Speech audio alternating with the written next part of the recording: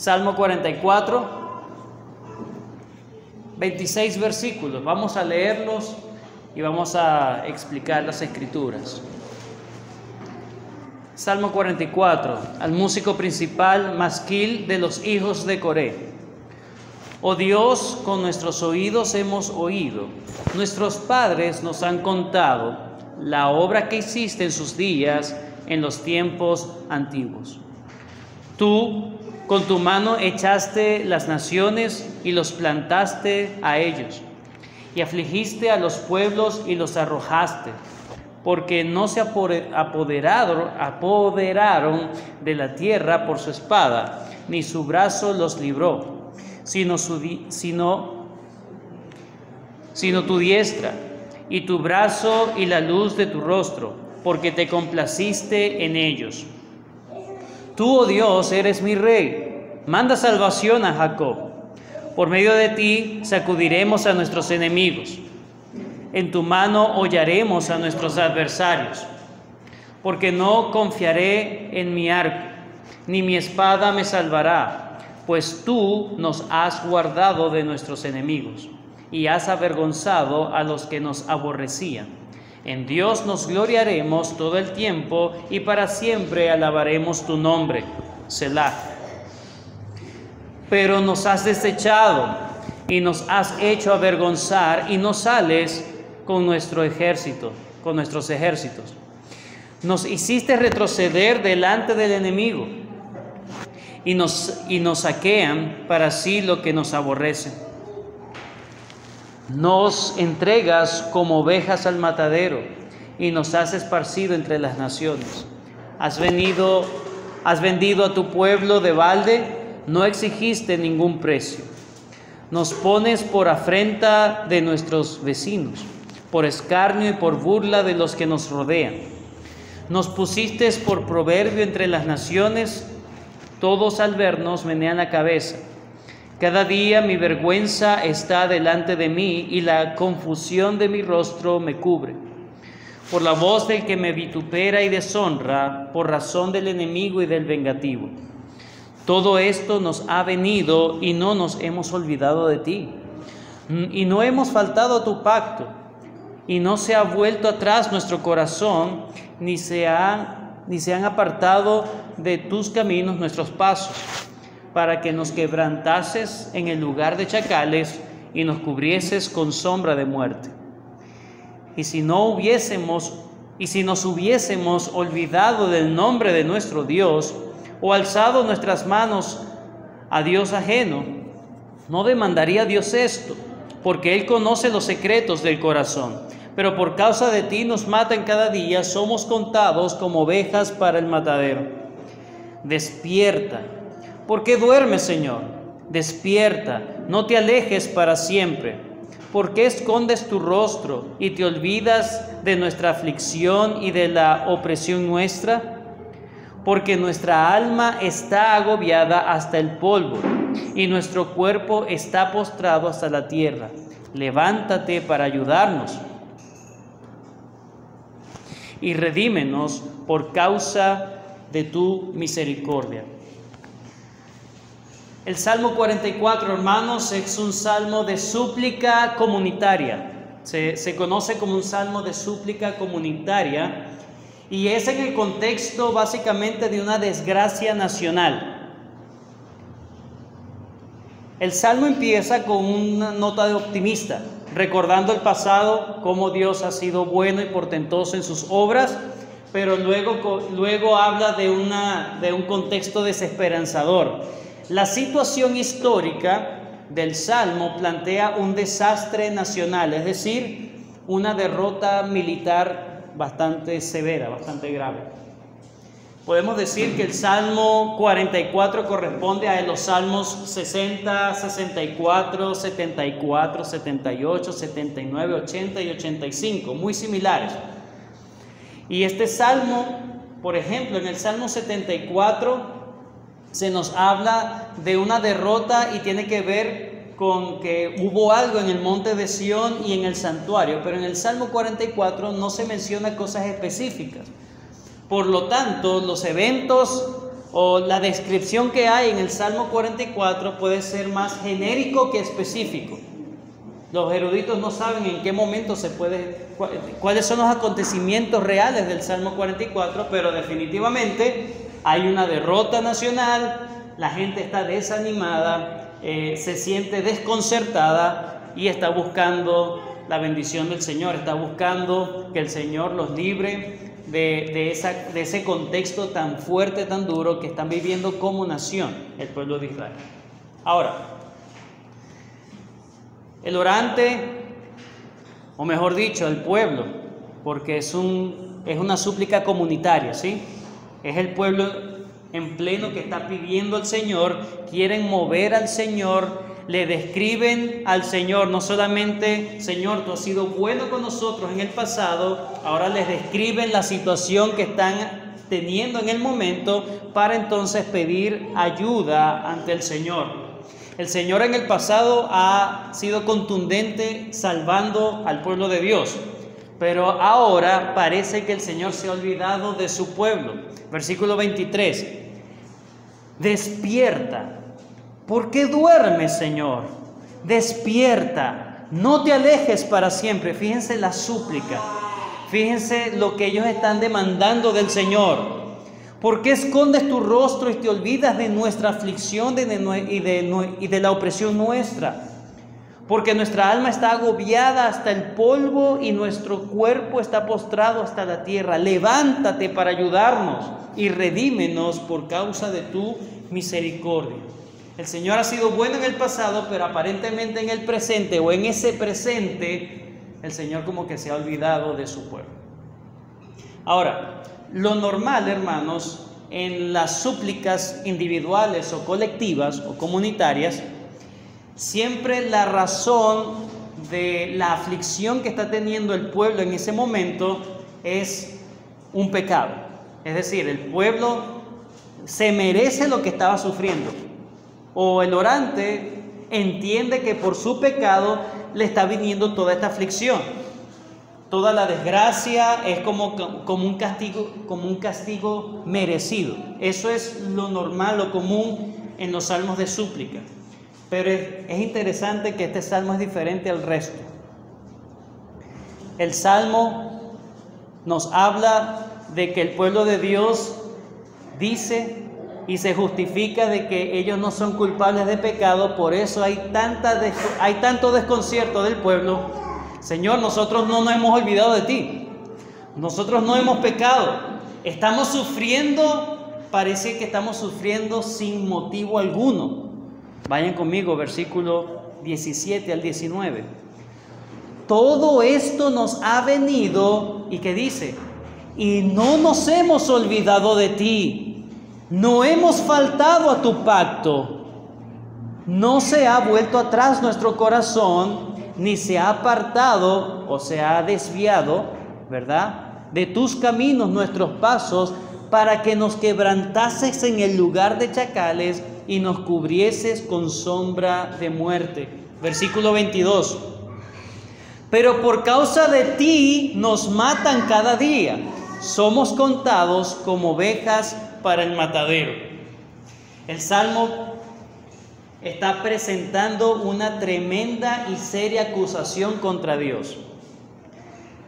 El pueblo ahora está diciendo: nosotros, Señor, delante de ti no te hemos faltado. El que está faltando al pacto eres tú.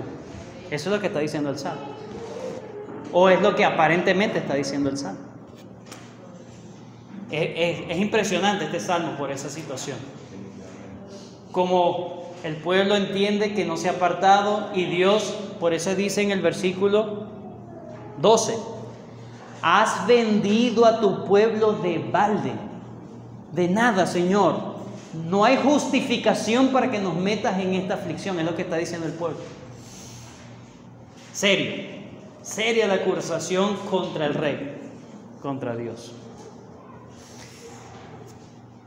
Ellos entonces sin motivo han sido desechados. Dios los ha entregado en manos de los enemigos para saquearlos y para avergonzarlos.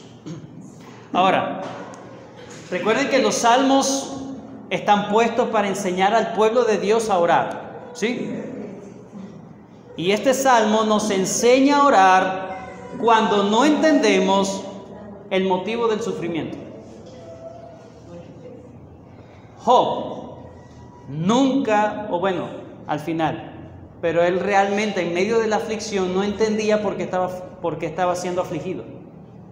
Él estaba de alguna manera diciendo: Señor, pero ¿por qué me pasa todo esto si yo más bien te he sido fiel? No por ganar la recompensa de Dios, sino que no es lógico que si yo he sido leal al Señor, yo no voy a esperar del Señor desgracia. El Salmo nos enseña que a veces podemos entendernos entre nosotros como que hemos andado correctamente delante del Señor y como que el Señor nos ha olvidado. El Salmo entonces nos dice cómo debemos orar en esa situación cuando nos sintamos de esa manera. Número 1, debemos recordar el pasado.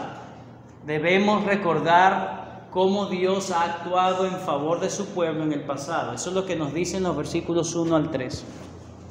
Los versículos del 4 al 8 es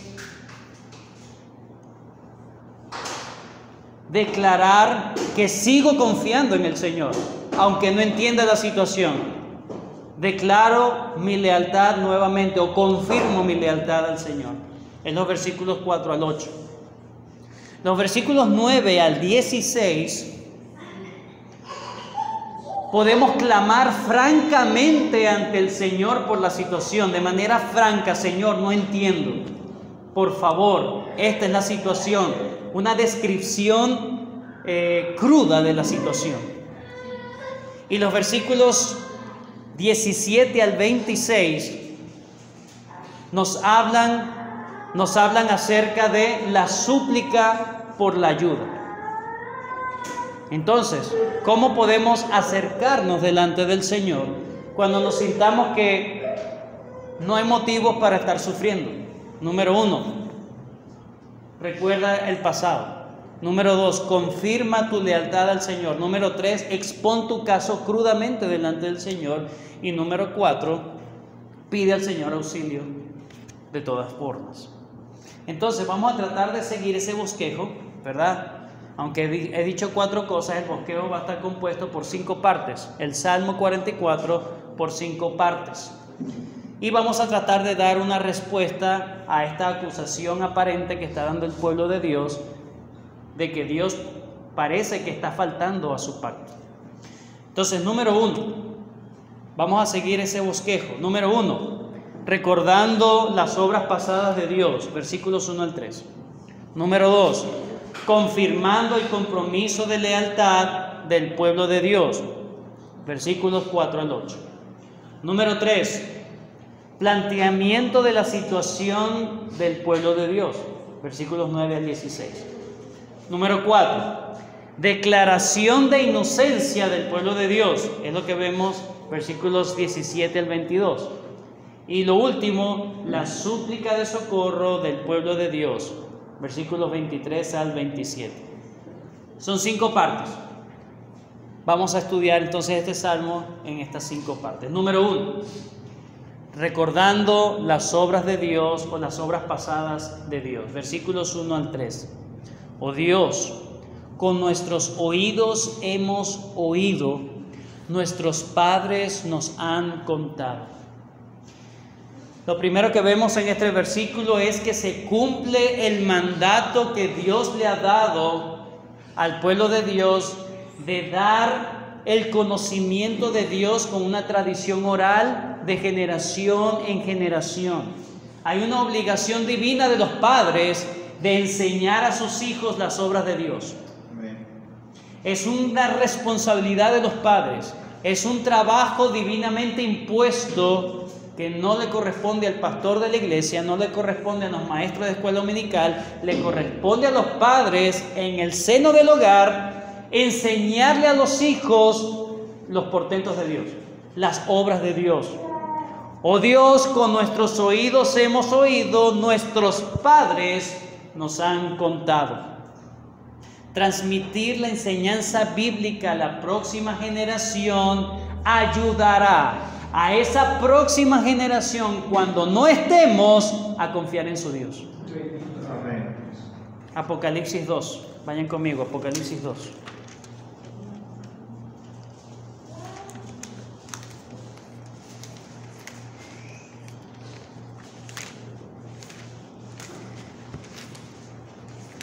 En el libro de Apocalipsis, la carta de Apocalipsis, el mensaje a la iglesia de Éfeso, fíjense cómo lo dice, versículo 3. Bueno, versículo 2, capítulo 2, versículo 2. Yo conozco tus obras y tu arduo trabajo y paciencia, que no puedes soportar a los malos. Y fíjense todas las cosas del pasado. Y has probado a los que se dicen ser apóstoles y no lo son, y los has hallado mentirosos. Y has sufrido, pasado, y has tenido paciencia, y has trabajado arduamente por amor a mi nombre, de mi nombre, y no has desmayado. Versículo 4. Pero tengo contra ti que has dejado tu primer amor. Esa frase, has dejado tu primer amor, tiene que ver con ese ímpetu inicial que tenía la iglesia de Éfeso. Lo ha dejado en el camino. Muy probablemente ha sido la generación posterior de la primera generación que trabajó arduamente por el Señor, que fueron celosos por el Señor, pero la siguiente generación hacía las cosas de manera mecánica y no como sus padres. No como sus padres. Tú has dejado tu primer amor. La intensidad que había en la iglesia de Éfeso cuando pasó a otra generación, lo que está diciendo allí es que esa otra generación hacía las cosas simplemente de manera mecánica, tradicional, pero no tenían el mismo amor y fervor que sus padres.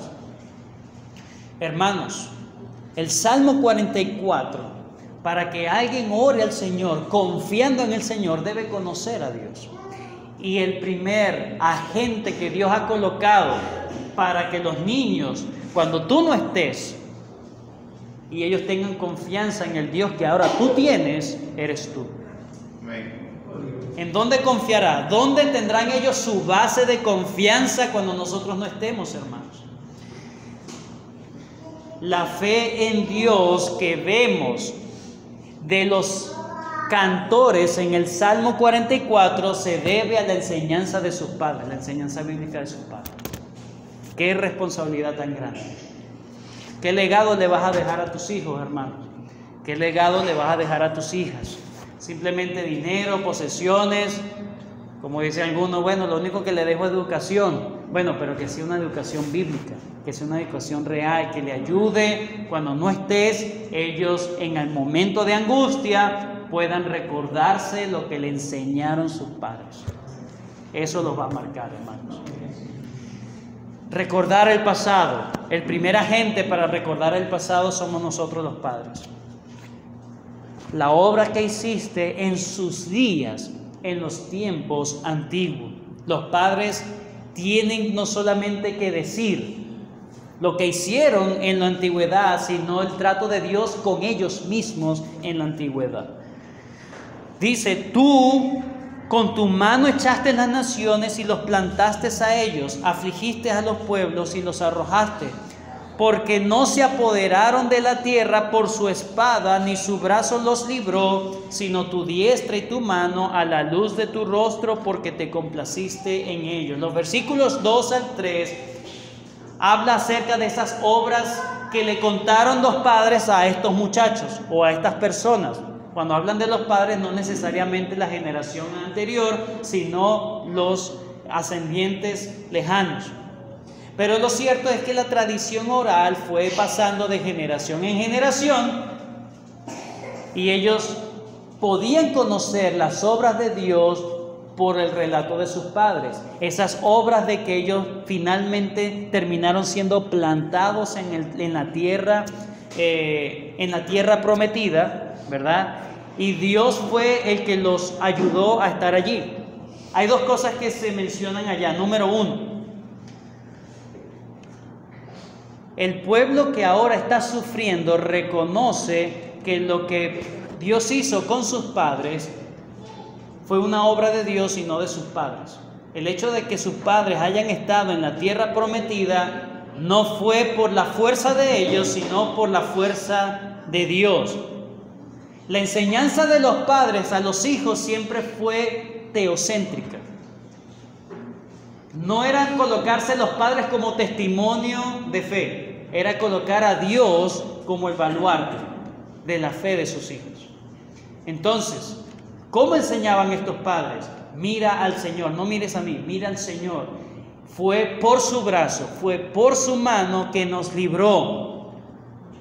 No fue, dice, nuestra espada, no fue la espada de nuestros padres que los libró ni que los asentó en la tierra prometida. Eso en primer lugar, reconocer que la obra siempre fue de Dios y no de sus padres. Y en segundo lugar, reconocer que fue por pura gracia que Dios le dio la tierra prometida, porque te complaciste en ellos. No porque ellos la lucharon, ciertamente lucharon, pero no ganaron la tierra prometida porque lucharon, porque fueron fieles. No, fue porque Dios se complació en ellos.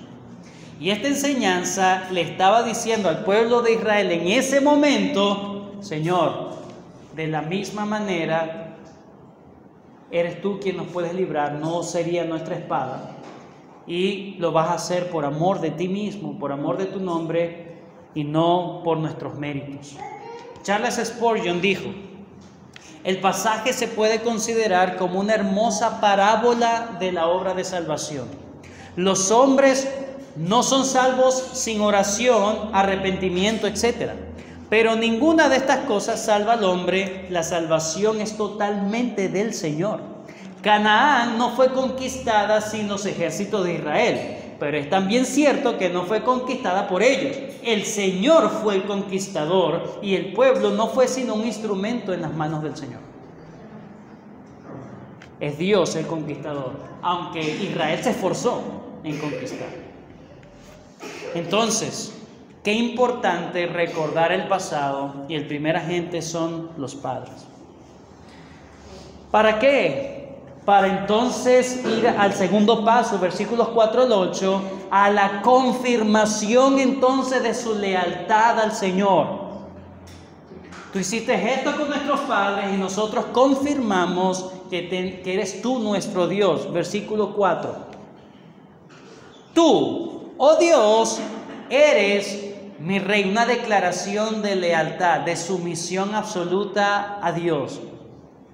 Fíjense que hay una alternancia entre el singular y el plural. Singular yo y el plural nosotros. Fíjense, el versículo 4 es un singular. Eres mi rey. Versículo 5 es plural. Por medio de ti sacudiremos a nuestros enemigos, en tu nombre hollaremos a nuestros adversarios. Versículo 6, singular.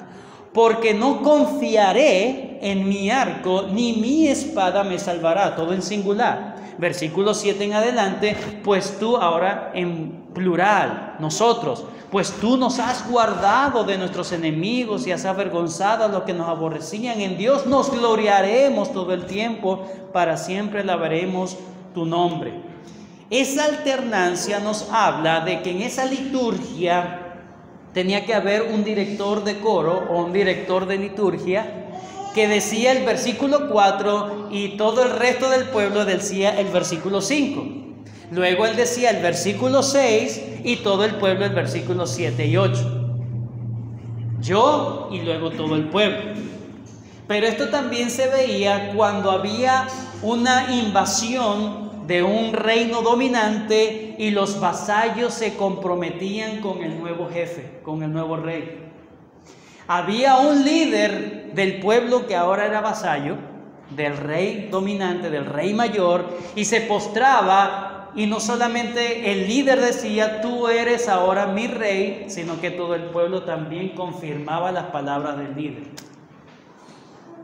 Es la estructura que está viendo ahí. Hay una declaración formal de sumisión vasalla. una declaración formal. Eso es lo que está pasando en el Salmo. Yo y nosotros. Yo y nosotros. Eres mi rey, y como tú eres mi rey, entonces todos nosotros podemos hacer contra nuestros enemigos, sacudirlos y hollarlos, así como enfrentarlos de manera contundente.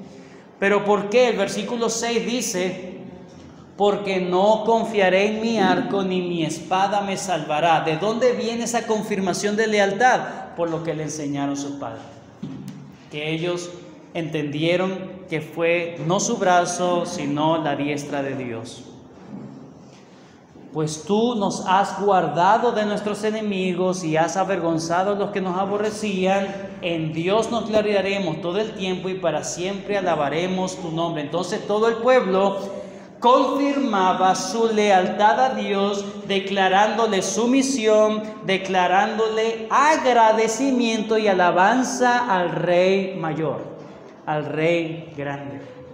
David Dixon dijo: cuanta menos confianza tenemos en nosotros mismos o en cualquier otro aparte de Dios, más evidencia tenemos de la sinceridad de nuestra fe en Dios. Mientras más confiamos en el Señor, seremos más sinceros en fe en Dios. Entonces, se confirma: Señor, tú eres mi Dios. No confío en mí, confío solamente en ti y me glorío solamente en ti.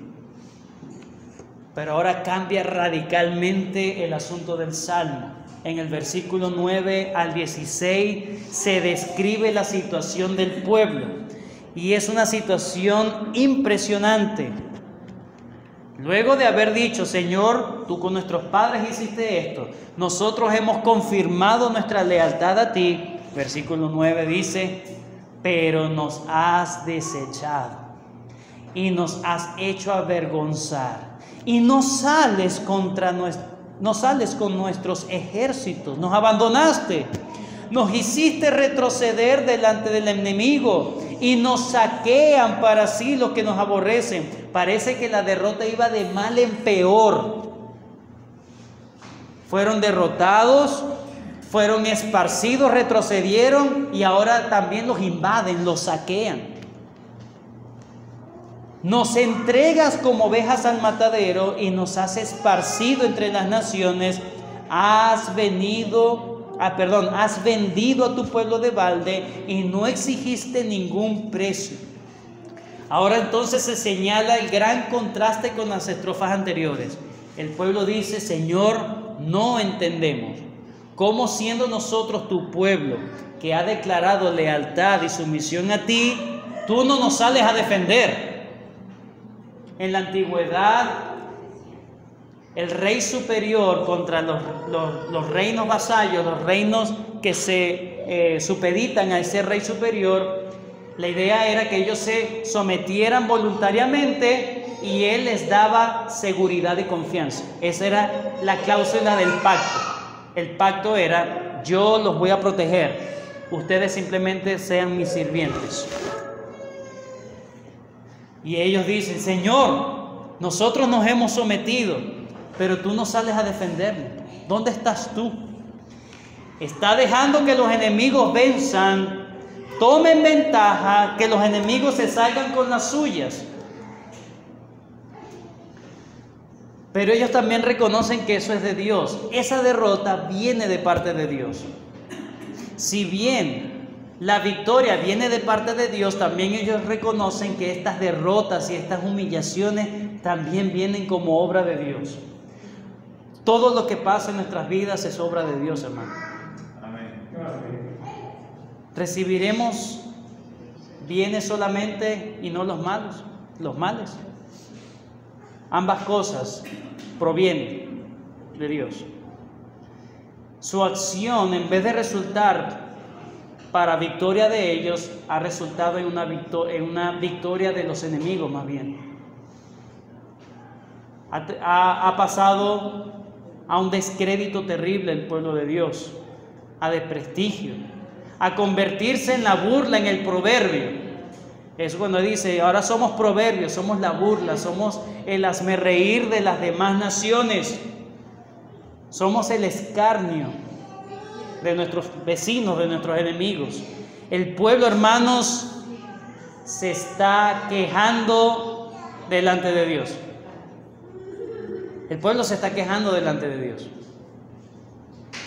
¿Te puedes quejar delante de Dios? Sí, es la respuesta.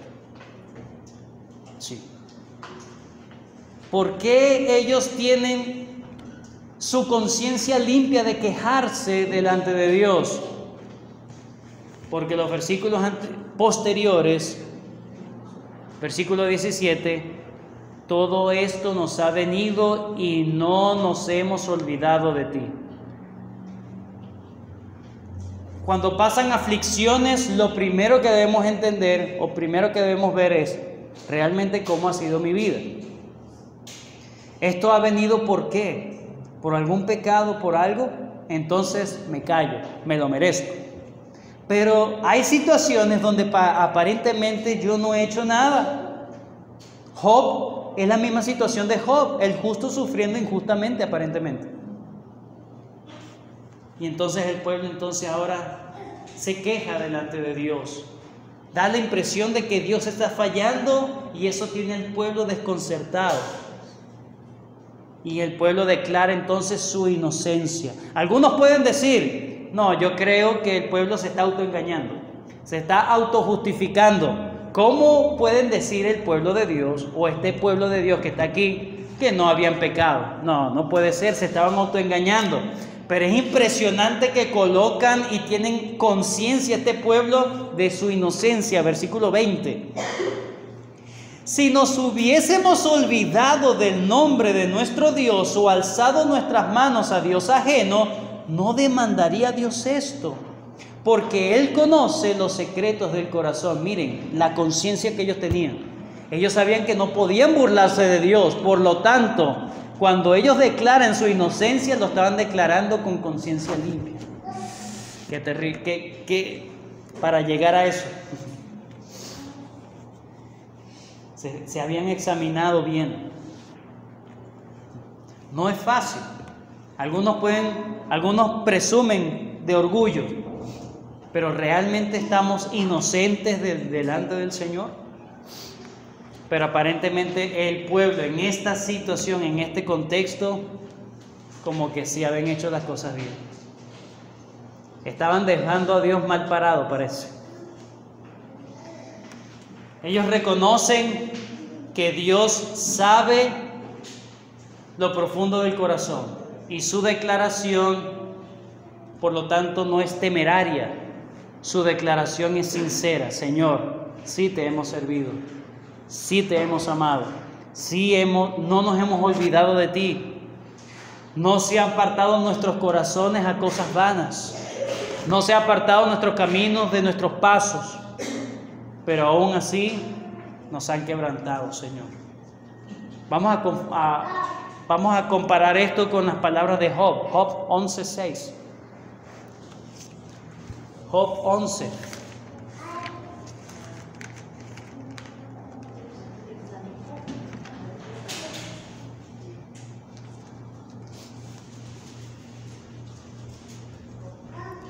Y te declarará los secretos de la sabiduría, que son de doble valor que las riquezas. Conocerás entonces que Dios te ha castigado menos de lo que tu iniquidad merece. Descubrirás tú los secretos de Dios, llegarás tú a la perfección del Todopoderoso. Es más alta que los cielos, ¿qué harás? Es más profunda que el Seol, ¿cómo la conocerás? Ahí está hablando Sofar. Y le está diciendo, no te justifiques, Job, eso es muy delicado. ¿Tú no sabes que Dios te conoce tan bien? Job estaba diciendo, yo no me merezco lo que me está pasando. Él lamentaba su condición. Y Sofar le dice, mucho cuidado con lo que dices, mucho cuidado. Porque dice, conocerás entonces que Dios te ha castigado menos de lo que tu iniquidad merece. Capítulo 28 de Job, capítulo 28, versículo 11.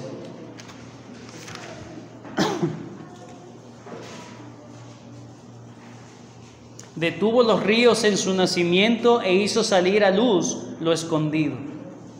Nada se le puede ocultar al Señor. Esa es la enseñanza. Nada se le puede ocultar al Señor. Nadie puede burlarse de Dios. Pero el Salmo 44 parece algo totalmente diferente a lo que conocemos. Ellos sinceramente están preguntando a Dios: Señor, ¿por qué estás actuando de esa manera? ¿Por qué nos has olvidado? ¿Por qué estás haciendo o por qué estás dejando de hacer lo que te comprometiste en hacer? Es un caso entonces muy especial, no es algo común que se ve en las Escrituras. Pero quien no merece, Job no merecía la aflicción que le sobrevino, no entendía aquella tribulación, pero eso le ayudó mucho. Dios disciplina a su pueblo de forma correctiva y de forma formativa, o de manera formativa. Toda disciplina de Dios siempre es para el bien del pueblo, o para corregirlo y disciplinarlo de manera punitiva, de manera que pueda cambiar su conducta, o simplemente para refinarlo. Hermanos, el Señor nos ama y quiere que participemos de su santidad. Y aunque no veamos motivo por la aflicción que estemos pasando, el Señor siempre va a traer algo bueno. Job terminó diciendo: de oídas te había oído, pero ahora mis ojos te ven. Entendió más al Señor, conoció más al Señor, aunque la aflicción no se la merecía, entre comillas. El Señor ama a su pueblo y lo va a disciplinar, formativamente o correctivamente. Lo cierto es que vamos a sufrir por cualquiera de las dos partes.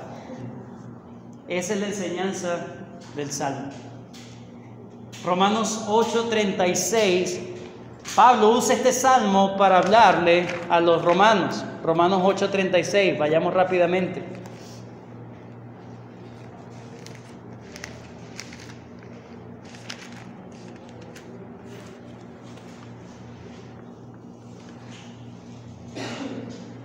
Versículo 35.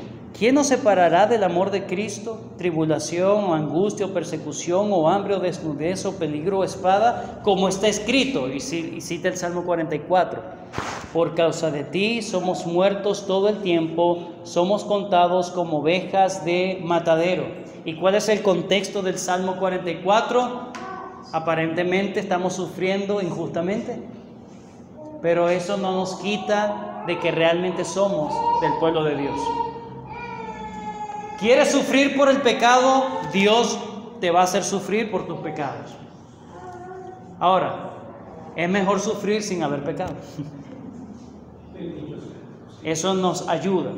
Igualmente sufriremos porque, hermanos, estamos envueltos en una batalla y es imposible de que no salgamos heridos en la batalla. Estamos batallando contra el pecado. Y de ahí salen heridas y salen marcas. O por haber caído o por defenderse. Siempre vamos a sufrir, hermanos. No es que el Señor nos ha olvidado, es que el Señor nos permite esa situación para seguir modificándonos y perfeccionándonos a la imagen del Hijo de Dios. Para terminar, los últimos versículos 23 al 26, entonces es la súplica de todo el colectivo de Israel.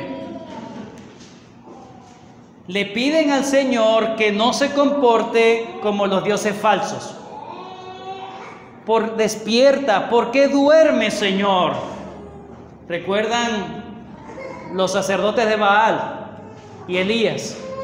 Elías le decía a ellos: hable más fuerte porque debe ser que está durmiendo su Dios. Los dioses falsos no actúan. Los dioses falsos no hablan. No actúan en favor del pueblo. Pero el Dios verdadero sí. Y Él está actuando como si fuera un Dios falso. Y le está diciendo: Señor, no te comportes así con nosotros. Estos no son momentos para eso. No es una expresión de decirle, Señor, es un falso. No. Es una expresión para llamarle la atención a Dios. Señor, deja de actuar para confundirnos. No nos confundas más. Por favor, actúa como tú eres, como nosotros sabemos que tú eres. Ahora hay una expectación por la respuesta del Dios verdadero. Despierta, no te alejes para siempre. Ellos saben que el Dios de Israel no se duerme. Entonces piden que se comporte como el verdadero Dios vivo y verdadero. Ellos no entienden el motivo de la situación, no entienden el motivo de sus problemas, hermano. Pero ellos no le están diciendo, Señor, dinos qué está pasando. No le piden explicación. No entienden, pero no piden explicación. No es momento de explicación, es momento de la ayuda. Es momento del Señor, socórrenos. Ya vamos a morir. Estamos por perecer. Versículo 25, porque nuestra alma está agobiada hasta el polvo y nuestro cuerpo está postrado hasta la tierra. Señor, estamos casi liquidados. Yo no sé si es por pecado, yo no sé si es porque me estás simplemente disciplinando formativamente. Señor, lo que necesito es la respuesta ya. Lo que necesito es que si no me socorres, voy a morir. Y en eso se enfoca el pueblo de Dios. Pero es interesantísimo cómo termina el Salmo 26. Levántate para ayudarnos y redímenos por causa de tu misericordia. Aunque ellos habían entendido o creían que no se estaban mereciendo ese asunto, no le estaban exigiendo a Dios, diciéndole, Señor, levántate y sálvanos porque nosotros somos fieles a ti. No le estaban declarando, no le estaban exigiendo, no le estaban decretando, le estaban diciendo, hazlo por misericordia. Inclusive, que tú nos guardes, que tú nos libertes, nos levantes, es parte de la misericordia. Nunca lo mereceremos. Hay humildad en la petición del pueblo, aunque piensa que no ha pecado contra Dios. El salmista entonces sabe que el único recurso que tiene es la oración de fe, una súplica ante el Señor. Pide francamente, expone su corazón delante del Señor en este salmo, pero no hay una actitud de rebelión o de duda en el salmo. Simplemente una actitud de confianza extrema. No le pide explicación al Señor, simplemente le pide la ayuda porque sabe que de Él viene el socorro. Y lo hace de manera humilde, por tu misericordia, Señor. Puede ser que yo me esté portando muy bien, pero aún es por tu misericordia que tú me redimes. Oramos al Señor. Gracias, Padre Celestial, por este momento que nos has dado para estudiar este hermoso salmo. Ayúdanos, Señor, a que si no entendemos una situación, que no busquemos explicaciones, que simplemente acudamos inmediatamente a ti. Tú eres el ayudador, tú eres que tienes el poder, Señor, que podamos acudir a ti sin duda alguna, Señor. Ayúdanos, Señor, a que nuestros acercamientos así a ti sean con sumisión, sean con humildad, no para exigirte cosas, Señor, sino apelando siempre a tu misericordia. Ayúdanos, Señor, a ser hijos obedientes y sea la razón que sea, Señor, que tú nos permitas sufrir. Ayúdanos a no dejar de confiar en ti y confirmar nuestra lealtad al Rey soberano. En el nombre de Cristo Jesús, gracias, Señor. Amén.